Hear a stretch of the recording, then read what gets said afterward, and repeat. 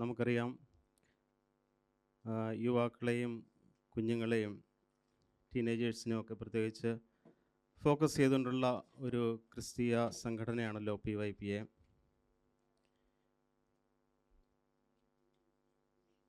ഈ പ്രായത്തിൽ നമ്മുടെ കർത്താവ് എങ്ങനെ ജീവിച്ചു എന്ന് ദൈവവചനത്തിൽ നമ്മൾ മനസ്സിലാക്കിയാൽ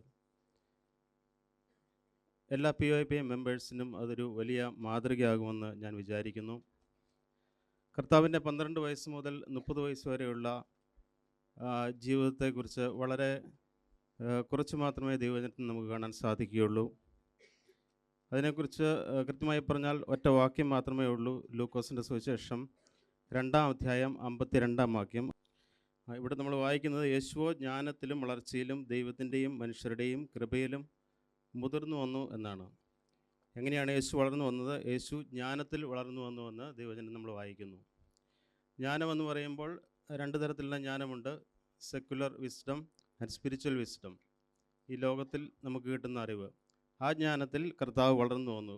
അന്നത്തെ എഡ്യൂക്കേഷൻ സിസ്റ്റമൊക്കെ അനുസരിച്ച് ഉള്ള വിദ്യാഭ്യാസം യേശു ക്രിസ്തു നേടിയിരുന്നു, അറിവ് നേടിയിരുന്നു എന്ന് സ്വാഭാവികമായി നമുക്ക് മനസ്സിലാക്കാവുന്നതാണ്.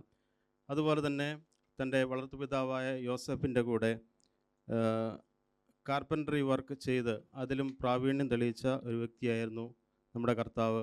മർക്കോസിൻ്റെ സുവിശേഷം 6-ാം അധ്യായം 3-ാം വാക്യത്തിൽ നമ്മൾ വായിക്കുന്നുണ്ട്, യേശുവിനെക്കുറിച്ച് ഇവനൊരു തച്ചനല്ലയോ എന്ന് മറ്റുള്ളവർ പറയുന്നതായിട്ട് നമ്മൾ വായിക്കുന്നുണ്ട്. അപ്പോൾ സെക്കുലർ നിലയിൽ യേശു ക്രിസ്തു ജ്ഞാനം പ്രാപിച്ചു. അതുപോലെ തന്നെ സ്പിരിച്വൽ വിസ്ഡം, അതിലും യേശു ക്രിസ്തു അനുദിനം വളർന്നു എന്ന് നമുക്ക് മനസ്സിലാക്കാൻ സാധിക്കും. ഈ ലൂക്കോസിൻ്റെ സുവിശേഷം 2-ാം അധ്യായത്തിൽ തന്നെ 40-ാം വാക്യത്തിൽ നമ്മൾ വായിക്കുന്നത്, പൈതൽ വളർന്നു, ജ്ഞാനം നിറഞ്ഞു, ആത്മാവിൽ ബലപ്പെട്ടു പോകുന്നു എന്ന് നമുക്ക് കാണുവാൻ സാധിക്കും. അപ്പോൾ ആത്മാവിൽ ബലപ്പെട്ട് ജ്ഞാനം പ്രാപിച്ച് അനുദിനം യേശു ക്രിസ്തു പൈതലായ യേശു വളർന്നു വന്നു എന്ന് നമ്മൾ ദൈവവചനത്തിൽ നിന്ന് കാണുന്നു. അതുപോലെ തന്നെ അതിന് താഴേക്ക് നമ്മൾ വായിക്കുമ്പോൾ, ദേവാലയത്തിൽ തൻ്റെ മാതാപിതാക്കളോടുകൂടി യേശു ക്രിസ്തു കടന്നു പോകുമ്പോൾ അവിടെ ഉപദേഷ്ടാക്കളുമായി അവരോട് ചോദ്യങ്ങൾ ചോദിക്കുകയും അവരോട് തർക്കിക്കുകയും ഒക്കെ ചെയ്യുന്ന യേശു ക്രിസ്തുവിൻ്റെ ആ ജ്ഞാനം കണ്ടിട്ട് അവിടെയുള്ളവർ ആശ്ചര്യപ്പെടുന്നതായിട്ട് നമുക്ക് കാണാൻ സാധിക്കും.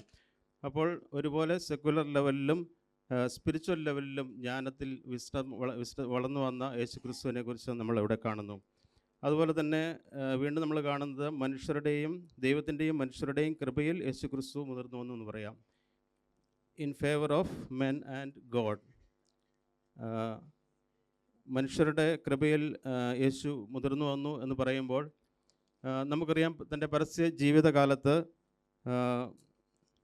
തൻ്റെ ഒരു കാര്യത്തിന് വേണ്ടി, ഒരു സഹായത്തിന് വേണ്ടി തൻ്റെ അടുക്കൽ വരുന്ന ആരെയും വെറും കൈയോടെ മടക്കി അയച്ചതായി നമുക്ക് ദൈവവചനത്തിൽ യേശു ക്രിസ്തു മടക്കി അയച്ചതായി നമുക്ക് കാണാൻ സാധിക്കുന്നില്ല. അവർക്ക് ആവശ്യമുള്ള എന്ത് സഹായമാണോ അത് അവർക്ക് ചെയ്തു കൊടുത്ത്, സൗഖ്യമെങ്കിൽ സൗഖ്യം, ആശ്വാസമെങ്കിൽ ആശ്വാസം, അത് കൊടുത്ത മാനുഷിക മൂല്യങ്ങൾ നിറഞ്ഞ ഒരു മനുഷ്യനായി തന്നെ നമുക്ക് കർത്താവിനെ ദൈവവചനത്തിൽ കാണാൻ സാധിക്കും. കർത്താവിൻ്റെ സ്നേഹം, കരുണ, ദയ, ഇതൊക്കെ നമുക്ക് ദൈവവചനത്തിൽ കാണാൻ സാധിക്കും. അപ്പോൾ പരസ്യ ജീവിതത്തിൽ ഇതൊക്കെ പ്രകടിപ്പിച്ച കർത്താവ് തൻ്റെ പരസ്യ ജീവിതത്തിലുള്ള മുമ്പുള്ള ആ സമയത്തും ഈ മനുഷ്യരുടെ പ്രീതിയിൽ വളർന്നു വന്ന ഒരു മനുഷ്യനായിട്ടാണ് നമ്മൾ ദൈവവചനത്തിൽ കാണുന്നത്. അതുപോലെ തന്നെ ദൈവത്തിൻ്റെ കൃപയിലും കർത്താവ് വളർന്നു വന്ന് നമ്മൾ ഇവിടെ വായിക്കുന്നു.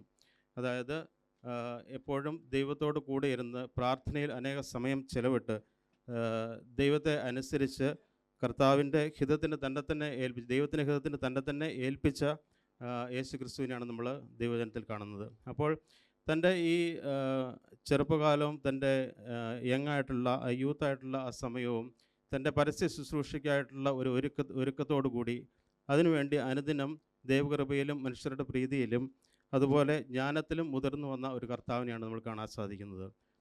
ഇത് നമുക്ക് PYP മെമ്പേഴ്സിനെ സംബന്ധിച്ചിടത്തോളം വലിയൊരു മാതൃകയാണ് കർത്താവ് നമുക്ക് ഒരുക്കി തരുന്നത്.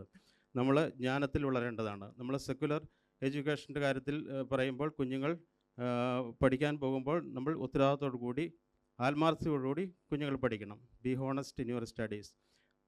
അതാണ് കർത്താവ് കാണിച്ചു തരുന്ന മാതൃക. ജോലി ചെയ്യുന്നവരാണെങ്കിൽ യേശു ക്രിസ്തു അധ്വാനിച്ച് ജോലി ചെയ്തതുപോലെ നമ്മൾ ആത്മാർത്ഥതയോടുകൂടി ജോലി ചെയ്ത് കഠിനാധ്വാനം ചെയ്ത് യേശു ക്രിസ്തുവിൻ്റെ മാതൃക പിന്തുടരേണ്ടതാണ്. അതുപോലെ തന്നെ നമ്മളാൽ കഴിയും വണ്ണം അത് വിശ്വാസികളാകട്ടെ അവിശ്വാസികളാകട്ടെ ആരും നമ്മളെ ഒരു സഹായത്തിന് വേണ്ടി നമ്മളെ സമീപിച്ചാലും നമ്മളാൽ കഴിയും വണ്ണം അവരെ സഹായിക്കുക എന്നത്, അവരോട് സഹാനുഭൂതി കാണിക്കുക, സഹജീവിയോടുള്ള സഹാനുഭൂതി നമ്മൾ കാണിക്കുക എന്ന് യേശുക്രിസ്തു കാണിച്ചു തന്ന ഒരു വലിയ മാതൃകയാണ്. അതുപോലെ ജ്ഞാനത്തിൽ വളർന്നു വന്നു നമ്മൾ ഇവിടെ വായിക്കുമ്പോൾ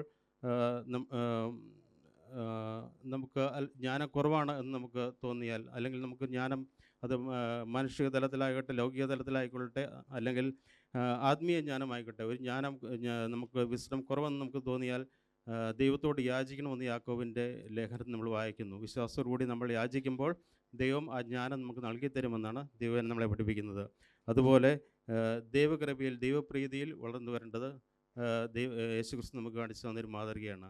എങ്ങനെയാണ് നമുക്ക് ദൈവപ്രീതി ഉണ്ടാകുന്നത്? കർത്താവിനെ പോലെ ദൈവഹിതത്തിനായി നമ്മളെ തന്നെ ഏൽപ്പിക്കുമ്പോൾ, ദൈവത്തെ അനുസരിക്കുമ്പോൾ, ദൈവത്തിൻ്റെ വചനങ്ങൾ അനുസരിക്കുമ്പോൾ നമ്മൾ ദൈവപ്രീതിയിൽ വളർന്നു വരുവാനിടയായിത്തീരും.